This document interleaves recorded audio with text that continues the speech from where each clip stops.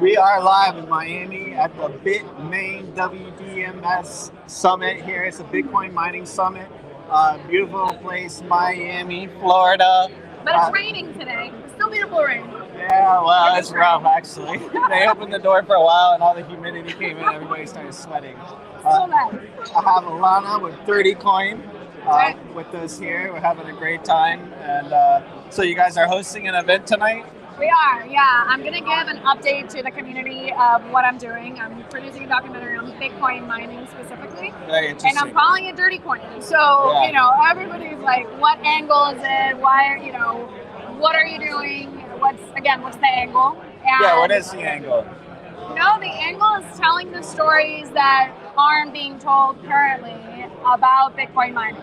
The stories that are being kind of withheld of the progress that's occurring in the energy sector, and really the crisis that we have currently with our electric grids in the United States and across the world. I mean, we're a new technological society that didn't exist 100 years ago when the grid was put together. So everything has a huge load, and Bitcoin mining is helping finance the capital expenditure of improving the grid.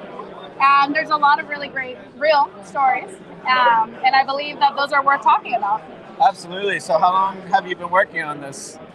I've been researching for around 6 months. Okay. And then I have been full time on this for the last 2.5, 3 months now. Very cool. And full time, are you doing a lot of recording or interviews? What do you do? So at first, for me, I really wanted to make sure that the Bitcoin community was going to be okay with me doing this. So At first, it was really reaching out to a lot of people, letting them know my thesis, letting them know this is what I'm thinking of doing, to see if I could get their buy-in, if they would open their doors for me, because without that, I would have no film. How was your reaction? Everybody has been extremely helpful. Nice. Everybody. And they're excited because they really are doing great things in the space and they want to talk about it. And nobody's talking about it. And so only they are, and they're marketing things on their own Twitters. So how do we get that message over to the mainstream so that the mainstream has more information to make up their own minds? Very cool. And do you have more partners that you're working with? Well, one of my most prized partners is that guy walking around with food. Dennis Porter is, I have a few. Sean Walsh, amazing, Redwood City Ventures. Sunny, Dennis Porter. I mentioned Dennis first only because he's so well connected, and he is the CEO of the Satoshi Action Fund. What they're doing is amazing. You should definitely go and check out what they're doing. And I believe that we have a lot of synergy, and when we can begin the debate with certain people that aren't necessarily having it, and then he can continue it with, speaking with the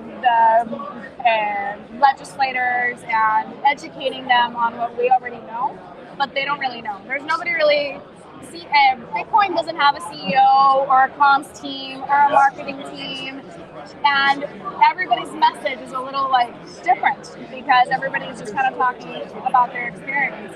And what Dennis is doing in a lot of organizations like Dennis is they're talking to everybody, so they are able to really give as much information as they can so that legislators can also make up their own minds and legislate accordingly. Very cool. He must be great. He's a porter, right? So that's right. Yeah, he is great. So what kind of format are you guys looking at? Is it going to be a movie or a series? It's going to be a feature. A feature is just going to get us in front of more people more quickly. Nice. And it's going to get us in the right festivals and in the right places. What happens after that in terms of the individual stories and what we do, I will cross that bridge next year when I come to it. Okay. But for now, it's really about creating a community that discusses proof of work mining, making sure that Bitcoiners also understand what proof of work mining is, so that when they're speaking to their friends and family members, they know what they're talking about. Very cool. So what kind of time frame do you guys have set to finish the production?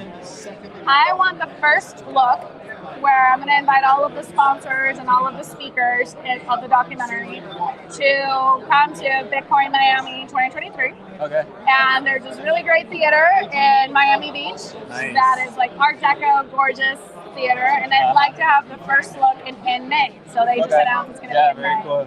And then we'll do the festival run in next year as well. Awesome. So what first drew you into Bitcoin? Well, a buddy of mine that was early Facebook, early Airbnb, early everything, tells me you should go today, and as much money as you can waste this weekend, like how much money you would waste going to Vegas or something, spend it on Bitcoin. Yeah, there you like go. Make sure it hurts a little bit, but you can survive without it. Right. And I was like, okay. And so I bought some Bitcoin. When was this?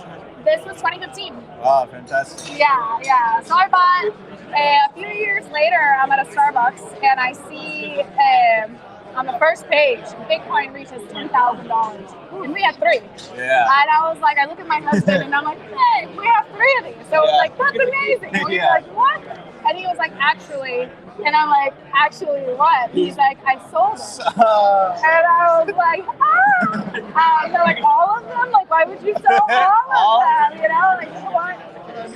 But then we bought again, and then we sold again. I was never much of a hodler. Like, my kids needed something, and I would just sell my Bitcoin, you know? Like, it was just something that I did. Now, last year, I bought a house. I liquidated my Bitcoin, and I bought a house. Wow, incredible. My Bitcoiner friends were like, terrible idea, that's not going to be good. And I'm like, I can't live in Bitcoin. Yeah. Money is money. When you use it, you use it. Right. And I want to do Bitcoin my way. Like I don't like having a prescription, a centralized way of doing Bitcoin. Like you do it how you want to do it, you know? Right. So I got really into it because it hurts so much to not have those $30,000 in my pocket. Right. That then we bought it again, and it's been. But it was really, that's when I got orange pilled. So for all those years, I just thought I bought some Bitcoin the same way you buy like Tesla stock or, you know, whatever. But then I started really researching the implications of sound money and even what that even meant, and economics and macroeconomics, and I got really into that. Very good. But then a year ago, when I kept seeing everywhere that Bitcoin was a dirty coin and that Bitcoin was an environmentally threatening, you know, thing, I started looking into that because I didn't really know a lot about mining. And once I went in, I was like, wow, it was like this rabbit hole of information. Yeah. So are you for proof of work or kind of gearing against it? Or? I'm 100% for proof of work. Okay. Yeah. Very cool. The more energy that Bitcoin mining can consume, the safer the Bitcoin network is going to be. Okay. And the more money, if you think about it, the more energy it consumes, it's paying for that energy. So who would be buying that in certain places, like waste and everything? Don't want to get too much into it because that's more of a longer monologue. Yeah, I hear that. But I'm 100% for proof of work. Nice. And so how do people get a hold of you? Do you have a social media account? I do. I'm on Twitter. I'm using that more recently. I deleted Facebook and Instagram a couple weeks ago. Yeah. But I'm sure I'll get back on it. So, you know, you'll see me on there. But I would say, Twitter and LinkedIn are my current diet of social media. Very cool. And where do things kick off tonight and what time? So tonight at the Focal Brewery, we're going to be having free beer from 6 to 6:30, or we reach $1,000. Whatever comes first. Awesome. Well, actually, if it's 6:30 and we haven't consumed it, we can keep going. So from 6 to 6:30, there's going to be beer on me. We were going to have a pizza guy stand outside, but with this weather, we'll see what we can do. All right. But yes, then I'm going to be giving an update on the film, showing some of what we've already recorded. And then, just networking. Cool. Yeah, so come meet Alana and learn more about her 30 Coin project. Amazing documentary. I'm sure it's going to be a hit. So I'm David Porter, Washington Elite, the world's greatest crypto conference coverage. Alana, thanks so much for coming on. Thank you. We'll see you guys soon. And then I just always end up being like,